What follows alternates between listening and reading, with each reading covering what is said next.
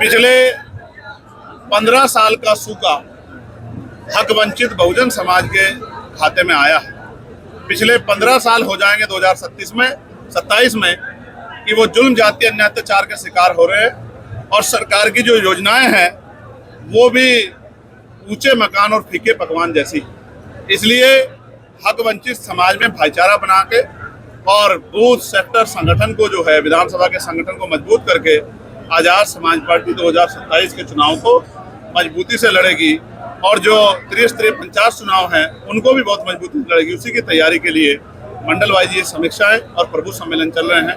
इसके बाद भी पदाधिकारियों का अलग से कार्यक्रम है जिसमें उनको गाइडलाइन दी जाए किस तरह से उनको अगले 2 महीने काम करना है। फिर समीक्षा करके जो भाईचारा कमेटियां 12 जातियों का भाईचारा संगठन हमने बनाया है उसको किस तरह दुरुस्त करना है और वोट तैयार करनी है और वोट के जरिए इस हक वंचित समाज को शासक बनाना है, इसकी तैयारी हम लोग कर रहे हैं। सर, बसपा में कौन सी कमी रह गई थी कि आप उसको पूरा करना चाहते हैं? पिछले 15 साल का जो सूखा हुआ है उन्हीं की वजह से है।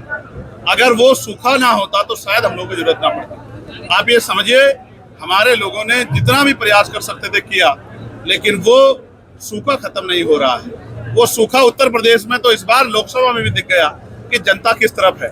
जनता आजाद समाज पार्टी के रूप में इस पेड़ को वृक्ष बनाना चाहती है और इसकी छांव में अपने अधिकारों की रक्षा करना चाहती है। वो ये जानते हैं, लोग भी ये समझ रहे हैं कि 4.5 साल जब उन पर अन्याय होता है, जुल्म जाती होती है सरकार की गलत नीतियों के खिलाफ, अगर कोई लड़ता है तो आजाद समाज पार्टी लड़ती है।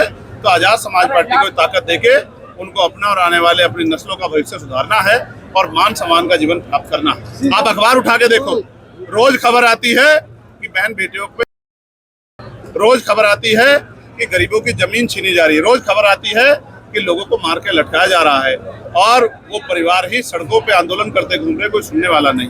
ये तब हो रहा है उस सरकार के संरक्षण में हो रहा है जो सरकार ये वादा करती है कि हमारी कानून व्यवस्था बहुत अच्छी है। कानून व्यवस्था बहुत बुरी है और जनता इस जंगल राज से मुक्ति चाहती है, वो मुक्ति का विकल्प चाहती है और आजाद समाज पार्टी एक ऐसा दल है जो सभी को साथ लेकर चल रहा है।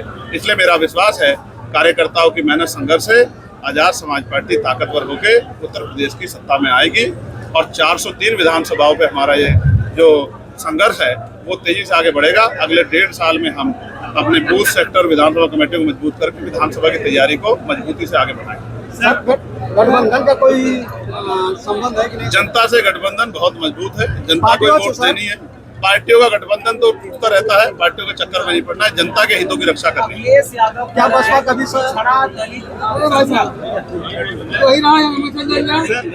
अभी जिला पंचायत का त्रिस्तरीय चुनाव है, उसके बाद फिर 2027 में चुनाव आएगा उत्तर प्रदेश का। इस चुनाव को आजाद समाज पार्टी कैसे लड़ने जा रही है? देखिए, आजाद समाज पार्टी लोगों के बीच में पहुंच रही है।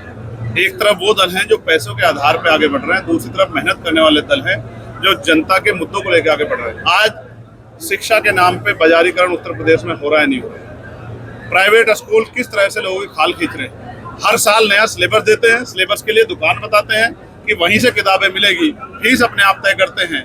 गरीब अभिभावक परेशान है, सरकार ने कोई सुध नहीं। अस्पतालों में किस तरह की चोर बाजारी हो रही है, गरीबों की जेब काटी जा रही है, ये भी किसी से छिपाव नहीं है। थानों से लेकर सरकारी दफ्तरों में रोज अधिकारी कर्मचारी पकड़े जा रहे हैं रिश्वत लेते हुए। जनता सड़कों पे आने को मजबूर है, सुसाइड कर रही है। किसान परेशान है, समय पे डीपी नहीं मिलता, समय पे जो है यूरिया नहीं मिलता और उसके दाम भी सरकार तय कर रही है और उसका जो संख्या है उसमें भी कटौती कर रही है। चारों तरफ से बुरा हाल है। महंगाई एक मुद्दा है, भ्रष्टाचार एक मुद्दा है, क्या गठबंधन भी एक मुद्दा रहेगा चुनाव में? जनता से गठबंधन हो जाए तो जनता बड़ी समझदार है।